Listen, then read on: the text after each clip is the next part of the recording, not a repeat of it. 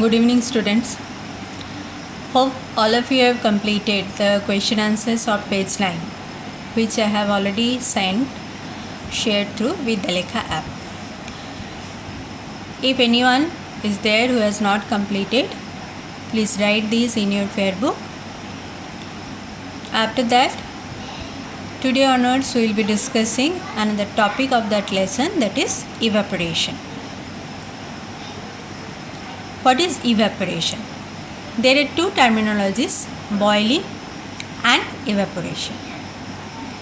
In both the cases, it is observed that the change of state takes place and liquid state changes into gaseous state or vapor state. But there are many differences between these two processes. So first we will find out which are the differences between boiling and evaporation. The way I have written here, you also have to write in the same way in your notebook. Let's see. First point. Boiling is very first process, whereas evaporation is comparatively slow process. Boiling is the process of conversion of liquid to gas or vapor at constant temperature, and that constant temperature is known as boiling point of the liquid. Whereas it is observed that evaporation is the process of conversion of liquid to gas or vapor at any temperature. It doesn't need any particular temperature. It takes place at any temperature, but condition is there. Condition is the temperature must be less than the boiling point of the liquid. Once again we'll see. Evaporation is the process of conversion of liquid to gas or vapor at any temperature below the boiling point of that liquid. Third point. Boiling needs external heat energy. Whereas evaporation doesn't need external heat energy. But the question arises that evaporation is the change of state from liquid to gas. So, to change the state from liquid to gas, we have to provide some energy. Some energy is needed to increase the kinetic energy of the particles. Because liquid to gas changes means kinetic energy of the particles are increasing. So from where this heat energy is used up? Because in evaporation we are not providing any external heat energy. So the heat energy is absorbed from the liquid and the surroundings. Heat energy which is needed to change the state from liquid to gas is absorbed from the liquid and surroundings. Next, fourth point. Boiling doesn't have any cooling effect. Means during boiling, we don't feel any cooling sensation. Whereas, in case of evaporation, we feel cooling sensation. It has cooling effect. Why? Question is why? Why evaporation has cooling effect? Since heat energy, that is latent heat of vaporization, which is absorbed from the liquid and surroundings, it decreases the temperature of the surrounding. So it has cooling effect. Next point. In case of boiling, bubbles are formed during the process, during the change of state.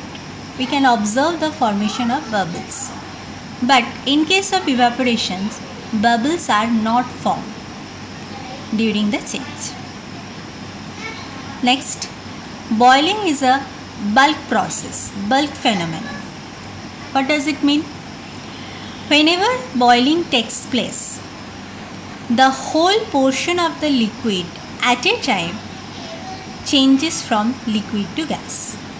It's not layer-wise phenomenon, but evaporation is a surface phenomenon. That means if you keep some liquid in container and keep it open in the atmosphere, the uppermost layer of the liquid, which is exposed to the atmosphere, will be converted to the gas or vapor first. Then next layer, which will be exposed to atmosphere, will be converted to gas or vapor. So it is layer wise or surface wise phenomenon. But in case of boiling, it is observed that as a whole the process takes place. You consider a simple example of boiling of water. All of you have observed, all of you have seen at your home that boiling of water. What happens during boiling of water? First you have seen the formation of bubbles. Bubbles are formed at the bottom, then at the side of the containers, then the bubbles come on the top layer. Then those bubbles again they go down, that means cold water, comparatively cold water, again it will go down. It forms bubbles, again it will come up. That means there is one circulation observed. So at a time, whole body of the liquid takes part in the change of state. It's not layer by layer or surface by surface. That's why boiling is called bulk process or bulk phenomenon. So these are the mainly differences between boiling and evaporation. Let's see what is evaporation. The process of evaporation can be explained as in this way. Some particles in a liquid always have more kinetic energy than the others. So even when a liquid is well below its boiling point, some of its particles have enough energy to break the forces of attraction between the particles, and then they can escape from the surface of the liquid in form of vapor or gas. Thus, first moving particles, or we can say first moving molecules of liquid, are constantly escaping from the liquid to form vapor or gas. That means evaporation is a continuous process.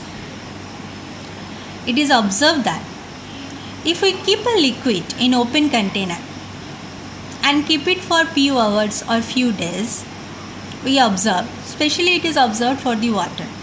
We can see that after few days the water level goes down. How does it possible? Where does the water go? Water changes to water vapor. How does it change? There is no boiling. There is evaporation. That means evaporation of water takes place. So we can say in water, some of the particles of water are always having high kinetic energy. So those particles, they can break the forces of attraction between the particles of water and can escape from the surface in form of water vapor. Due to that, the next layer is exposed. Again, some particles have more kinetic energy. They escape from that surface. So in this way, the evaporation takes place. There are some factors which affect the rate of evaporation. That means we can increase or decrease the rate of evaporation by changing these factors. Which are the factors? Temperature, surface area of the liquid, humidity, wind speed, nature of liquid. The factors affecting the evaporation we'll learn in details in the next class. Thank you.